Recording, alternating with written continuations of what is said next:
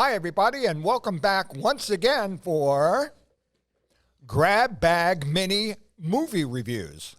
And it's where John and I take one movie at a time out of this bag and give you a mini review. And you can see it's here in the vast archives of Kensil culture. And we are about to start. Oh. I always like John to start out with the bag because I want to, I want to make sure that he hasn't planted one in there. Speaking of that, I have to use the bathroom after in the Blockbuster back, our video store back here. Yeah, because I got one in the chamber. Hey, okay, we begin the show. That's a Steven Seagal movie, isn't it? Let's see what we have in the grab bag of films. Okay. All right, let's find out what movie it is. Oh, okay. Oh. All right. Camera right there. This is Alfred Hitchcock's movie Frenzy. Okay, it's one of the last films that he did. And you know what's funny? I never knew it was called Frenzy, but I think it's his last movie. Oh no, I think it might be his last movie. No, it's his second to last movie. His last movie was Family Plot, yeah. which I love too. This is a crazy movie because I think Bruce Dern plays the necktie killer. No, not Bruce Dern doesn't play the necktie killer. Bruce Dern's in Family Plot. You're right. Okay, but is he a necktie killer in this? He hadn't made a movie for a while, Hitchcock, and he made this one, and it was really scary. It was the first time in a while, and it was about the famous necktie killer, in England, and it was filmed around the market that his father used to work at. Yeah, and so it's a thriller in the Hitchcock tradition that he made pretty late in life, and the critics really liked it, and they said he made the movie of a young man. Yeah, it's a scary movie, and in real life too. When they hung the guy, he said, "Can you make that noose a Windsor?" Well, okay, no noose is good noose. Okay, and now, we give 4 stars. I would give 4 stars to that Hitchcock movie because it is very scary, and the actors are very immersed in this, and a few of them you get to see them choked with the tie, and it's that's what they look like. They do. It's a creepy movie, atmospheric, and it came out in the early '70s. And neat movie. It's Alfred Hitchcock, and it's just beautiful to look at too. Now it's Wid's turn to pick out the grab bag of movies. I forgot that I actually have to do this. Grab bag movie reviews. Look at how, there's none left there. Ooh, there's a hole in the bag. No, Stop that, John. Come on. That's seedy. No, there isn't. That is seedy. All right. Yeah. Oh. All right. Okay. Bang. Ladies and gentlemen, here it is. Yes.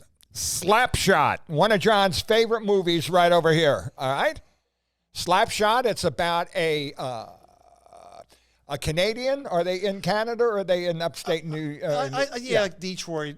But, hockey is hockey. And at the time, it was quite, controversial because of the language. It would show the language of these, hockey players, not professional hockey. I think like first string or something, hockey, blue team or something like that. But the performances are quite convincing for the 70s. Okay, it's a little bit out of date, but this has one of my favorite scenes. Okay, of nerdiness.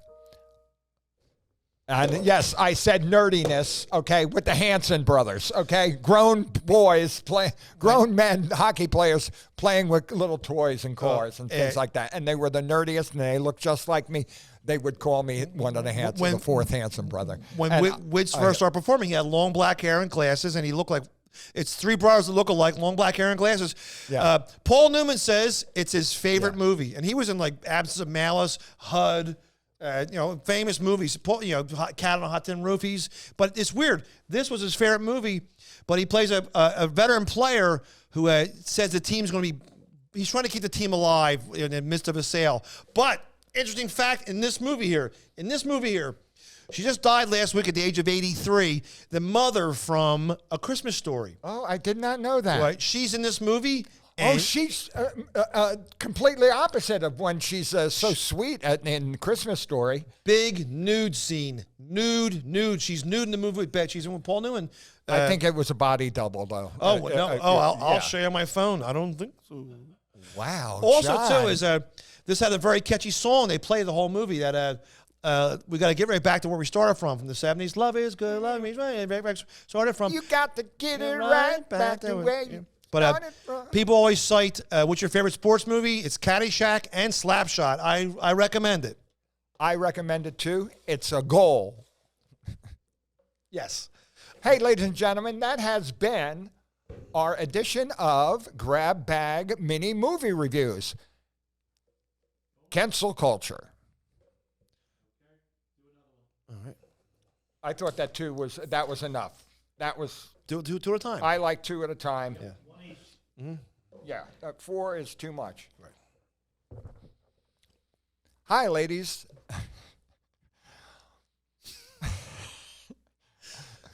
How you doing? Okay. Ladies and gentlemen, it's time once again on Kensil Culture for Grab Bag Mini Movie Reviews. And here we are in the vast archives, the big, I like to call the big video store in the sky. And we are about to pick right out of this reusable bag because we believe in ecology here. And what we do is we pick out one of the many movies that are inside the bag, hence the name Grab Bag Mini Movie Review. All right. Hey, and John Kensil, the host of our show, is going to pick out the first movie, and we will give a mini review. Pick one out, and don't be cheating. I will not. All right. I hate when he cheats. Okay. Am I there? Come, hey, you're getting a little grabby over here. Come on. It's chicken soup for the soul of strippers. No, another great sports movie, Invincible, the Vince Papale story, starring Mark Wahlberg and a comedian friend of ours, Jimmy Roundboy Graham, who's an extra in it, who supposedly, he says, he taught the Philadelphia accent to Mark Wahlberg. Oh, he has a Philadelphia accent. Jimmy Roundboy Graham, a great comedian, if you look him up. And I did not see this movie because I am not a big sports fan. Well, okay, it's an interesting film. It's based on a true story of Vince Papale, however you say his name. The football teams were on strike, so they had. It was a strike. No, anyway, they had open. I'm gonna say auditions, open tryouts for the Eagles. And he was just a regular neighborhood guy. Here he got out and he got on the team. He played. So this is like the Rocky movie of football. Rocky football. I like Rocky that. movie. Yeah. People love it. And they keep playing to pound it in your head. The Jim Croce song, I Got a Name.